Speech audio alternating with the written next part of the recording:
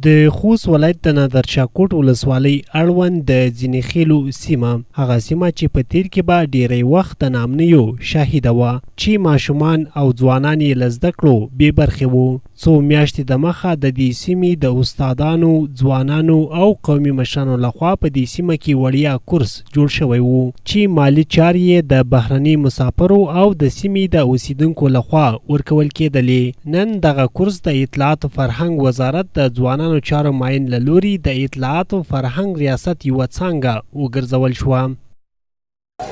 یقینا زه به دا ژمنه در سره وکړم ګرانو ځوانانو چې تاسو خپل په ځوانانو باندې قدرمنو مشرانو ته وایم چې تاسو په خپلو ځوانانو باندې تعلیم وکړئ.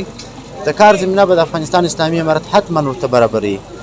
یو ځای به انشاءالله تعالی اوس تاسو ته ووایم چې موږ یوه ډېره غټه پروژه د ځوانانو چارو معینیت د خوا څخه د افغانستان د ځوانانو دپاره لرو. هغه ځوانان چې په دغسې کورسو کې تعلیم ترلاسه کړي هغو ځوانانو ته موږ د فریلانسینګ یا په انلاین شکل باندې په نړیوال د کار په بازار کې موږ دوی ته کارموندنه کوو.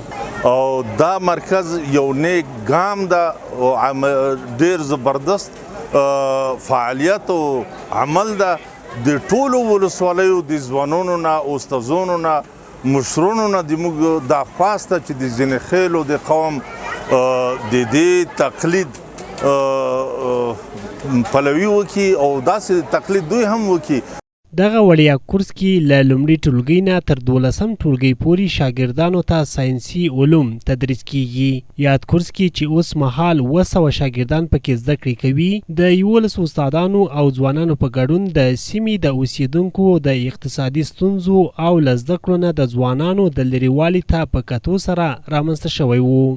دا کوم وړیا ښوونیز مرکز چې موږ جوړ کړی دی په دغه کې موږ سره 11 نفره د پوهنتون نه فارغ محصلین چې یو څه یې هغه رسمي دندې لري خو یو څه نفره شاګرد هغه چې د استادونه هغه کومه رسمي دنده نه لري خو داوطلب ډول راغلي دي او دا وړیا ښوونیز مرکز مو جوړ کړی دی تر څو د خپل منطقې خلکو ته او د خپل هیواد ماشومانو ته په خپله د زده کړې په برخه کې نه ستړي کېدونکي هلې ځلې کړي او دوی ته هغه څه چې دوی دغه استادونه زده دي هغه دوی ته انتقال کړي. بلخوا بیا زده کوونکو د کتابونو نشتون او د استادانو کموالی هغه ستونزې یادې کړې چې دوی له ګڼو ستونزو سره مخ کړي دي او له مسؤلینو غواړي چې باید ژر تر ژره یې ستونزو ته رسېدنه وکړي.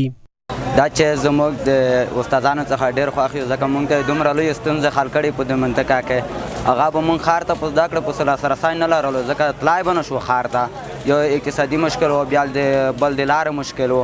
نو اوس چې دوی موږ ته دومره ستونزې حل کړي موږ د دوی څخه ډېر ویاړ یو. دا تجربه کاره استادان چې موږ ته دا کورس په لاره اچولی موږ له دوی څخه ډېره مننه کوو. دوی خوشحال یو چې موږ داسې اقتصادي مشکل و بازار ته نه شو تللی هم موږ دا مشکل حل کړي دي استادانو څخه موږ مننه کوي. مثلا دا باید دا برای کمک بشه موږ استادان بیچاره دي انشاءالله کمک باید ورته وشي شاګردانو څخه کتابونه په شرایط کتابونه ورته وشي. د خوست ولایت د نادرشاهکوټ ولسوالۍ اړوند د ځینې خیلو سیمه چې په تیر کې د نامنیو شاهده وه او ځوان قشر یې له تحصیلي اړخه وروسته پاتې و. په وروستیو کې د دې سیمې د 11 استادانو او ځوانانو لخوا وړیا کورس پرانیستل شوی و چې نن د اطلاعات فرهنګ وزارت د ځوانانو چارو د معین له لوري دغه کورس د خوست د اطلاعات او فرهنګ ریاست څانګه وګرځول شوه.